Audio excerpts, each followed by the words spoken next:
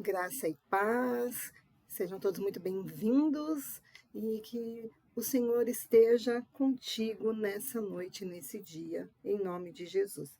Que você seja muito abençoado. Estamos iniciando o mês de fevereiro, 1º de fevereiro de 2026. Eu não sei quando você está assistindo essa live, quanto você vai estar acessando esse conteúdo, mas eu tenho algo para te dizer. Não importa esse tempo, não importa onde você está, mas você será abençoado, porque a palavra ela é eterna. Ela é o rema do Senhor. Nós falamos a palavra em confiança, confiando que Jesus é o que faz a palavra ser construída dentro dos nossos corações. Amém? Eu quero dedicar essa oração a todos aqueles que necessitam de uma palavra para a transformação da sua vida. Todos aqueles que estão recebendo dessa palavra e sendo verdadeiramente libertos. Quero colocar também diante do Senhor todos os doentes, todos os atormentados por espíritos malignos, que você seja liberto para a honra e glória do Senhor. O Senhor Jesus é aquele que liberta e cura todas as enfermidades. Nesse momento, ao ver essa palavra, você será curado instantaneamente, porque essa é a vontade de Deus. Nós interpretamos errado Deus. Deus permite, sim, algumas coisas na nossa vida, mas não é Ele que traz a maldade para nossas vidas, nossas casas. É o inimigo da nossa alma que fica a todo instante deturpando e enganando nossos pensamentos. O Senhor é bom e a sua misericórdia dura para sempre. Se não fosse assim, seríamos todos consumidos, porque a glória do Senhor ela não compactua com o mal. Aonde tem luz, você pode ver, você chega num lugar, está tudo escuro. Você acende a luz toma aquele lugar, ela se expande e as trevas têm que recuar. E assim é Deus, e assim Ele faz na terra. Quando Ele chega, o mal é destruído. Então, todos os dias nós consagramos aqui em oração as nossas vidas, dedicando um tempo na meditação da palavra. Porque ao meditar na palavra, você vai manter as promessas de Deus na sua casa, vai manter as promessas de Deus dentro do seu coração. Você vai andar em fé. E essa fé que eu quero hoje falar e ministrar, que está em Hebreus 11. Hebreus capítulo 11, nós ministramos durante toda essa semana sobre esse assunto. E para encerrar toda essa ministração, eu quero colocar aqui, ler para vocês, em Atos 16, um exemplo de fé e de oração, de dedicação, de uma vida em oração, uma dedicação às Escrituras do Senhor. Amém? Atos capítulo 16, no versículo 25 ao 40, diz assim: E perto da meia-noite, Paulo e Silas oravam e cantavam hinos a Deus, e os outros presos os escutavam.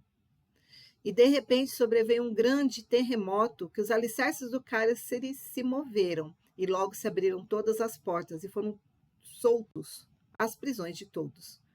E, acordando o carcereiro, e vendo abertas as portas da prisão, tirou a espada e quis matar-se, cuidando que os presos já tinham fugido. Mas Paulo clamou com grande voz, dizendo: Não te faças nenhum mal, que todos aqui estamos. E pedindo luz, saltou dentro, e todo trêmulo se prostrou ante Paulo e Silas. E tirando-os para fora, disse: Senhores, que é necessário que eu faça para ser salvo? E eles disseram: Crê no Senhor Jesus Cristo e serás salvo, tu e a tua casa. Eles pregavam a palavra do Senhor e a todos os que estavam em sua casa. E tomando-os ele consigo naquela mesma hora da noite, lavou-lhes os vergões, e logo foi batizado ele e todos os seus. E levando-os à casa, lhes pôs a mesa, e alegrou-se de que com toda a sua casa havia crido em Deus. E sendo já dia, os magistrados mandaram quadrilheiros, dizendo: Soltai aqueles homens. E o carcereiro anunciou a Paulo estas palavras, dizendo: Os magistrados mandaram que vos soltem. Agora, pois, sai e ide em paz. Mas Paulo lhes replicou: Açoitaram-nos publicamente, sem sermos condenados. Sendo homens romanos, nos lançaram na prisão, e agora encobertamente nos lançaram fora. Não será assim? Mas venham eles mesmos e tirem-nos para fora. E os quadrilheiros foram dizer aos magistrados essas palavras, e eles temeram, ouvindo que eram romanos.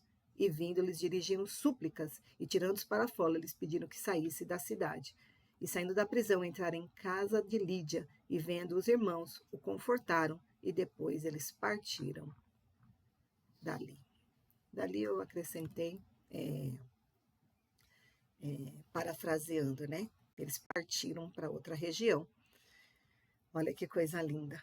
Paulo e Silas, a palavra diz um pouco antes que foram presos, as mãos e os pés em tábuas. Estavam presos dessa forma, mas eles, à meia-noite, oravam e cantavam hinos a Deus. Um horário bem estratégico. No horário da meia-noite, muitas coisas aconteceram. Jesus também foi condenado pelos magistrados, né, daquela época, como diz aqui Paulo também, à meia-noite. À meia-noite que ele vai para o Getsemane, e ali à meia-noite ele começa toda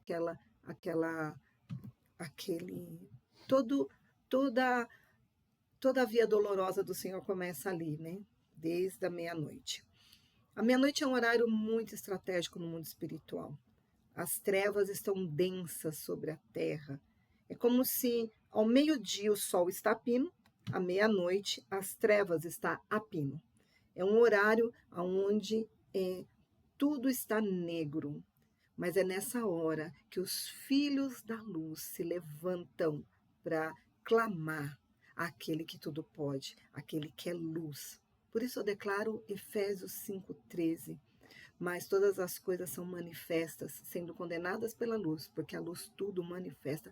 É a luz, é a verdade do Evangelho que manifesta todas as coisas. Todas as coisas que acontecem ao nosso redor são manifestadas, porque nós oramos, suplicando ao Senhor a misericórdia, suplicando ao Senhor a verdade. São os filhos da verdade, os filhos da luz, que trazem a luz e a verdade para a vida. Paulo e Silas estavam ali, presos, sem ao menos ter sido condenados.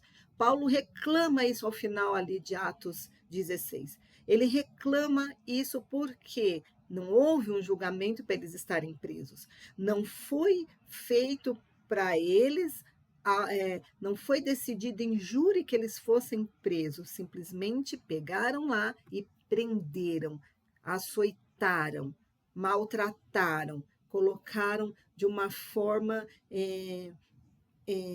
errônea. Estava errado aquela sentença, por quê? Porque não tinha um julgamento. Assim é o inimigo nas nossas almas. Ele vai entrar e vai te prender se você não estiver na direção do Senhor. Se você não estiver posicionado em Deus, o inimigo vai fazer cadeias na sua vida. E Paulo e Silas é um lembrete para oração e súplica, porque é na oração e súplica que somos libertos. Veio um grande terremoto e destruiu aquelas cadeias.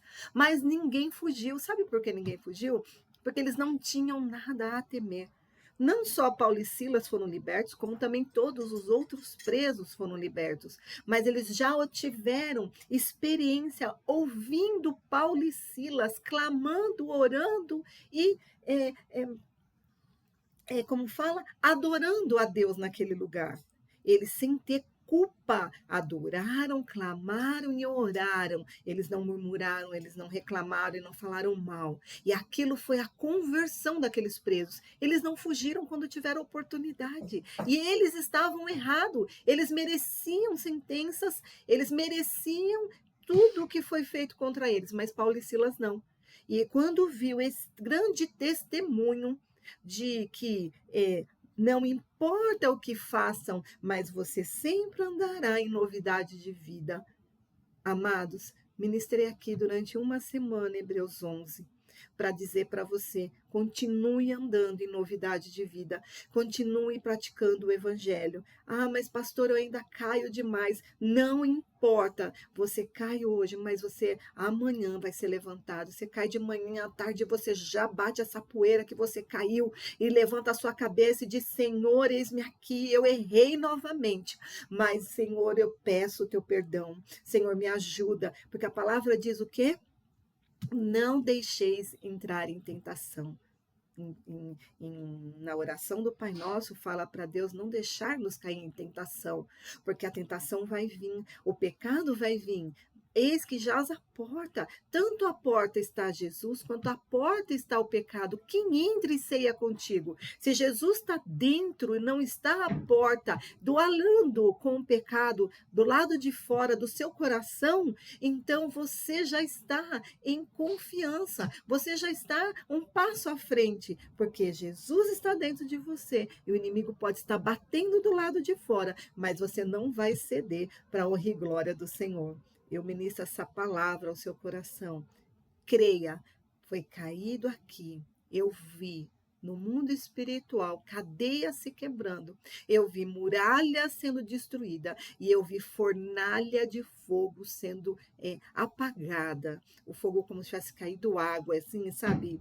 E derrete o fogo é derretido pela água da purificação. E o sabão do lavandeiro, que é Jesus, lavou o coração aqui. Então, não volte para a dureza do coração. É a partir daqui para frente. Olhe para, sabe, para frente. Você tem uma promessa para receber.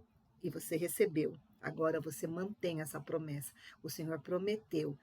Tu e tua casa servirá ao Senhor. O Senhor prometeu saúde e vida em abundância. O Senhor prometeu estar contigo até a consumação dos séculos. Olha que coisa linda, até se consumir tudo, até toda a palavra ela se cumprir, ele estará contigo. Então é aqui e na eternidade, é aqui em todo lugar que você estiver. O Senhor estará contigo, mas precisa você crer, precisa você dar o passo de verdade. Amém? Eu dei essa palavra ao seu coração e que você seja abençoado. Ontem eu não pude fazer oração, mas eu estive em espírito de oração pela sua vida e pela minha casa e a sua casa, porque nós juntos somos mais fortes, porque somos corpo de Cristo. Enquanto você não ser um membro do corpo, você estará fraco, você estará em pecado, você estará longe daquilo que o Senhor tem para você. Mas quando você se torna membro do corpo, aí sim você está forte, porque você é corpo de Cristo na terra. Então você é diferente em nome de Jesus. E amanhã eu estarei ministrando sobre Débora, amém? Entraremos sobre Débora. Profetiza. Você gosta de palavras proféticas? Então amanhã nós faremos decretos e palavras proféticas. Serei uma semana ministrando sobre Débora. Profetiza, mulher de palavra, mulher que ensinava, amém? E assim nós seremos pessoas que vão ensinar outras pessoas